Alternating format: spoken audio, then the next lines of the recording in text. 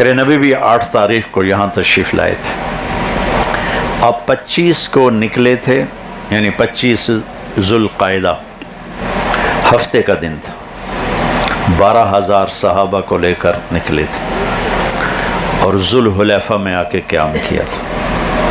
پھر 26 ذوالقعدہ کو آپ وہاں سے چلے اور ملل اور روحہ اور عرج اور عثایہ اور ابوا اور عصفان اور مرزاران اور مکہ، یہ آپ کا روٹ تھا جو میں نے ابھی نام گنوائے. ان سے ہوتے ہوئے آپ 4 کی رات کو، اتوار کو چلے، اتوار کی رات کو آپ مکہ پہنچے. اتوار کی صبح آپ نے جا کے طواف کیا، عمرہ کیا، طواف اور سعی. طواف پیدل کیا، سعی کے 3 چکر پیدل لگائے. پھر لوگ آپ کو دیکھنا چاہتے تھے تو آپ اونٹنی پہ سوار ہو گئے، باقی 4 چکر آپ نے اونٹنی پہ لگائے.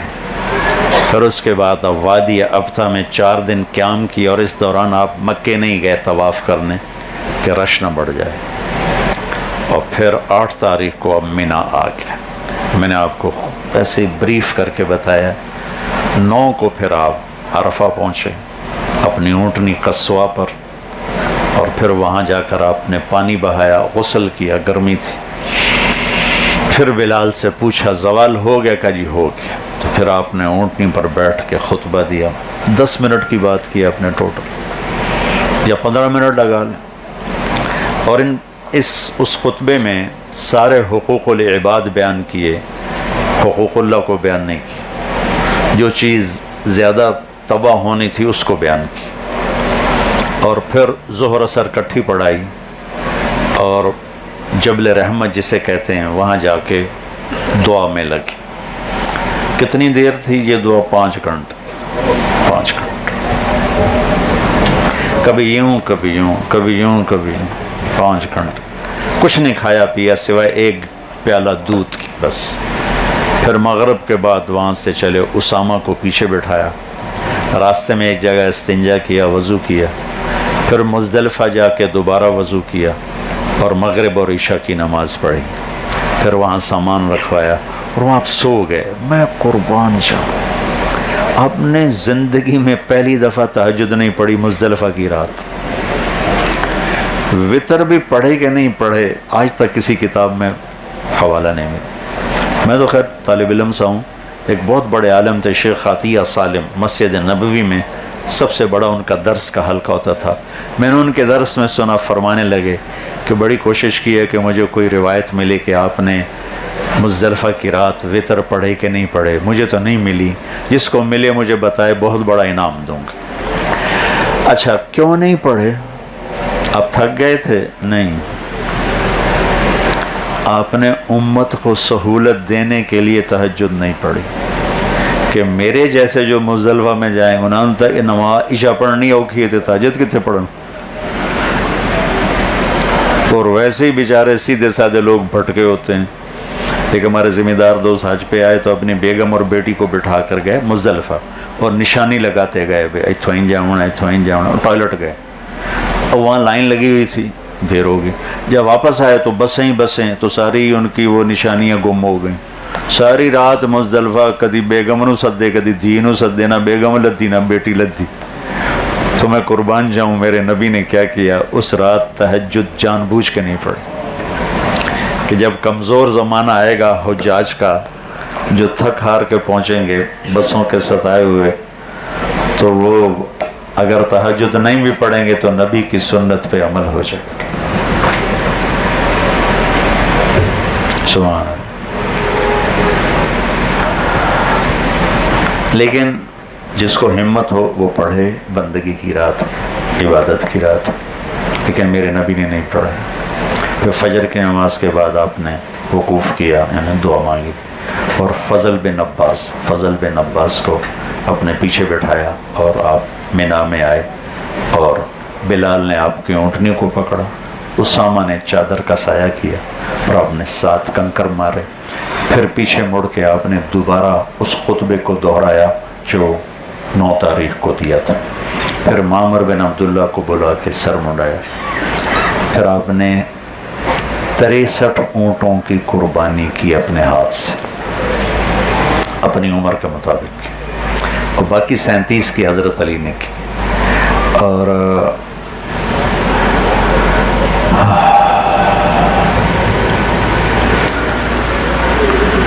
فرمایا علی لوگوں سے کہو جو لے جانا چاہتا لے جائے، اور جو گوشت بنائے اس کو مزدوری گوشت میں سے نہیں دینی، ہم خود ادا کریں گے، خالص اس کو بنائے.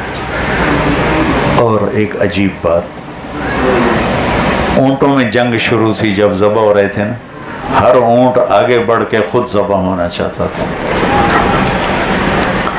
ان میں لڑائی چل رہی تھی کہ میں ذبح ہو جاؤں، میں ذبح ہو جاؤں.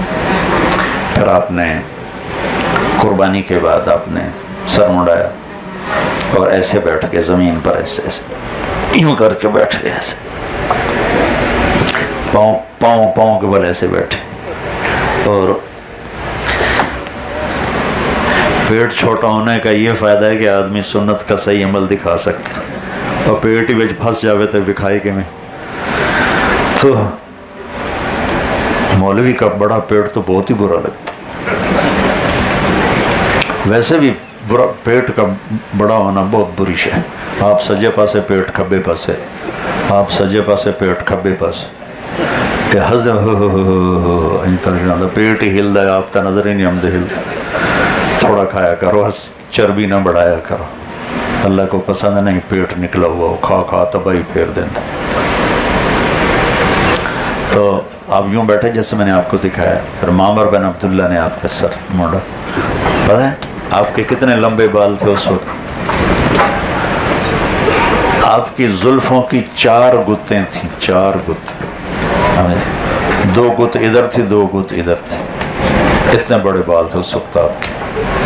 پھر اس کے بعد آپ نے ناخن کٹوائے، مونچھیں صاف کروائیں اور ان کو وہیں دفن کروا دیا. بال تقسیم کر دیے تھے. پھر غسل کیا، پھر کپڑے بدلے، پھر خوشبو لگائی حضرت عائشہ نے. پھر آپ نے وہ قربانی کا گوشت تیار ہو رہا تھا وہ آپ نے کھایا. کھا کے پھر حضرت معاویہ کو پیچھے بٹھا کر اونٹنی تبدیل کر کے آپ طواف زیارت پہ گئے، اور 7 چکر آپ نے اونٹنی پہ بیٹھ کے کی. اور پھر آپ نے زمزم کے کنویں پر اتر کے پانی پیا. کھولو نہیں ارے کھولو نہیں. ایسے ڈول کو پکڑا اور یوں منہ کو لگایا اور پیتے گئے، یوں چڑھاتے گئے.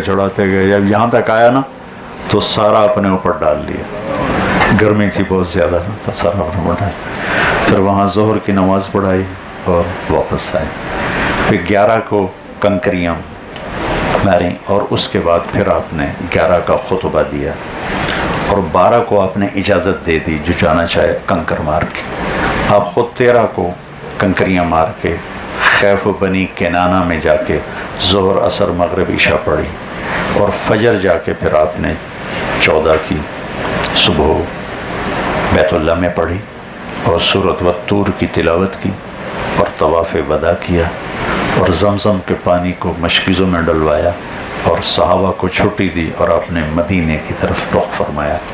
اور 22 تاریخ کو آپ مدینہ پہنچ گئے.